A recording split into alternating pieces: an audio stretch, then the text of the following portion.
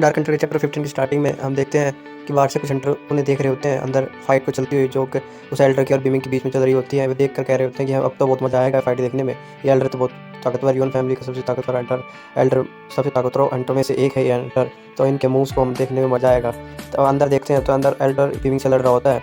Beaming लगातार Elder पर हमला करते जा रहा होता है। एल्डर मशक्कत कर रहा होता है उससे बीमिंग से लड़ने में, और बीमिंग लगातार उस पर हमला करते जा रहा होता है, उसको दीवार पर पटक रहा होता है, उसको पंच ही पंच और उसे डैगर पर हमला कर रहा होता है। तभी भी एल्डर देखता है दूसरी तरफ बीमिंग की जो स्पीड स्नोबॉल होती है वो उसकी स्पीड की गर्दन पर बुड़का कर उसकी खून चूस रही होती है उसकी स्पीड का। और तभी उसका ध्यान जैसे ही हटता है तो बीमिंग उस पर अपने डैगर से हमला करता है और फिर उसका ध्यान बटाकर उसको ओपन लेकर अपने पंच से उसके चेहरे पर हमला करता है और उसके चेहरे पर जोरदार पंच मारता है और वो दीवार पर जाकर टकराता है। तभी बीमिंग उस पर एकदम फिर रेज से हमला करता है और एक एबिलिटी का यूज़ करता है, स्पेशल स्किल का शैडो स्लाइस, जिससे वो दीवार पर एक बड़ा कट मारता है और उस एल्डर के एक हाथ को काट देता है। तभी वो एल्डर अपने दर्द कर रहा होता है और कहता है मेरा हाथ, उसका हाथ कटकर जमीन पर पड़ जाता है। तभी बीमिंग कहता है, यून फैमिली के एल्डर में एक मान पेट्रियार्की में इतना ही दम था, तुम इतना ही कर सकते हो। तभी बाहर से देख रहे लोग भी चौंक जाते हैं देखकर कि ये लड़का तो बहुत ताकतवर है। तो बाहर खड़े हंटर और आगे कह रहे होते हैं ये तो शैडो स्लाइस टेक्निक थी। ये शैडो स्लाइस टेक्निक तो इंटरमीडिएट लेवल हंटर यूज़ करते हैं और ये इसका मतलब इंटरमीडिएट लेवल है, हम तो इसको रेगुलर हंटर समझ रहे होते थे। इस तरह से रैंक अप करता रहा तो ये एक दिन पूरी शहर पर रूल कर सकता है। तभी वो बीमिंग कहता है, अब कौन सी फैमिली मुझ पर हमला करने के लिए पहले आना चाहती है, जल्दी सामने आओ। वो सारे घबरा जाते हैं, उनके नहीं आप क्या मजाक कर रहे हो, हम यहाँ कोई लड़ाई करने नहीं आए हैं, हम तो सिर्फ यहाँ पर आपको पैसे लौटाने आए हैं जो आपने पैसे मांगे थे बॉडीज़ के बदले में, जो पिछला इंसिडेंट हुआ था।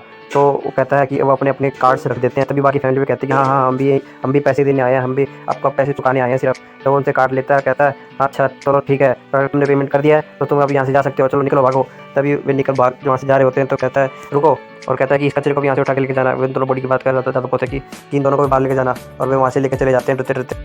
उधर दूसरी तरफ उसकी बैटल स्पीड के पीछे एल्डर की बैटल स्पीड थी, 2 वल्चर था, उसके पीछे स्नोबॉल लगी हुई थी उसको खाने के लिए। बीमिंग उसको रोकता है, उनको सबर करो छोटे दोस्त, अभी तुम्हें इसे खाने की जरूरत नहीं है।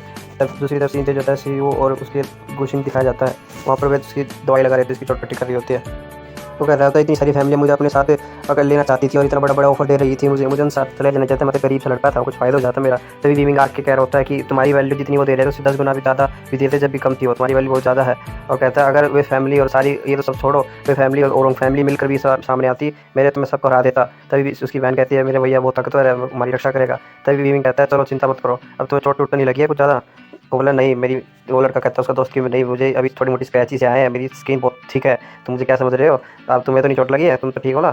तभी कहता है हाँ मैं तो ठीक हूँ, चलो तुम्हें चोट नहीं लगी हो। तभी मैं कहता तो हम जो टॉपिक मैंने तुम्हें कहा था, वादा किया था तुम्हें एक्स देने के लिए बैटल स्पिरिट के, अब उसके बारे में बात करते हैं। बेबी उनके सामने 4 अंडे रखता है और कहता है इनमें से चुनो। तभी वो जो बूशिंग है वो एक वाइट कलर का अंडा उठाता है और उसकी सिस्टर एक ग्रीन कलर का अंडा उठाती है, और बीमिंग कहता है अब तुम्हें मेरे इंस्ट्रक्शन फॉलो करने पड़ेंगे। वो दोनों बोलते हैं ठीक है भैया, और वे इंस्ट्रक्शन बताता है उन्हें कि तब तुम्हें अपने खून की बूंद इस अंडे के सेल्स पर लगानी है और इस पर ध्यान देना है, इसके अंदर की हार्ट बीट को, इसके अंदर की लाइफ को सेंस करना है और उस पर अपनी एनर्जी को केंद्रित करके कल्टिवेशन करना है, और कुछ ही देर में तुम्हारे अंडे शायद क्रैक हो सकते हैं। तो वे करते हैं ये प्रोसेस और वे अंडे क्रैक होने लगते हैं। तो बीमिंग चौंक जाता है उनके अंदर से एनर्जी निकलती हुई देखकर, ये तक बहुत रेयर स्पीसीज बैटल स्पिरिट की एनर्जी है, और वो कहता है ये कैसे पॉसिबल कैसे है। तभी उन अंडों के अंदर से उस बुशिंग के अंडे के अंदर से, व्हाइट कलर के अंडे के अंदर से एक मंकी निकलता है, एल्बिनो मंकी, और उसकी सिस्टर के अंडे अंदर से एक हंस निकलता है, एक रेयर क्रेन हंस ब्लड लाइन का था। और वो मंकी को देखता है, मंकी उसके मुंह पर मूत कर चला जाता है और उसको चिढ़ाकर उसका वहाँ से भाग जाता है और कहता है इसमें से बहुत बदबू आ रही है, उसके ऊपर मूत के जाता है जो।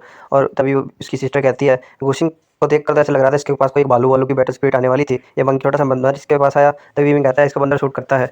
तभी बीमिंग सोच रहा होता है ये इतनी रेयर बैटल स्पिरिट एक नॉर्मल से वुल्फ के अंदर कैसे निकली, ये ऐसा पॉसिबल कैसे हो सकता है, उस वुल्फ से कई गुना ज़्यादा ताकतवर ये बैटल स्पिरिट्स हैं, ये कैसे पॉसिबल हो सकता है। उसकी दूसरी तरफ स्नोबॉल लाल टपका रही थी, उनको देखकर उनको खाना चाहती थी। तब बीमिंग कहता है दोस्त ये हमारे दोस्त हैं, तुम्हारे भी दोस्त हैं, इनको मारना नहीं है, तुम्हें स्ट्रॉन्ग बैटल स्पिरिट दूंगा मैं तुम्हें, तुम उसे खाना। तभी वहाँ पर आवाज़ आती है कि यहाँ पर कोई है, वो सिस्टर कहती है तो सिस्टर जियो की आवाज़ है जो कि बीमिंग की फियांसे की सिस्टर थी। बीमिंग कहता है डोंग फेंग जियो ये यहाँ पर क्या कर रही है। वो उन दोनों को कहता है तुम यहीं पर रहना जब तक मैं तुमको कहूँगा नहीं, तुम बाहर मत आना।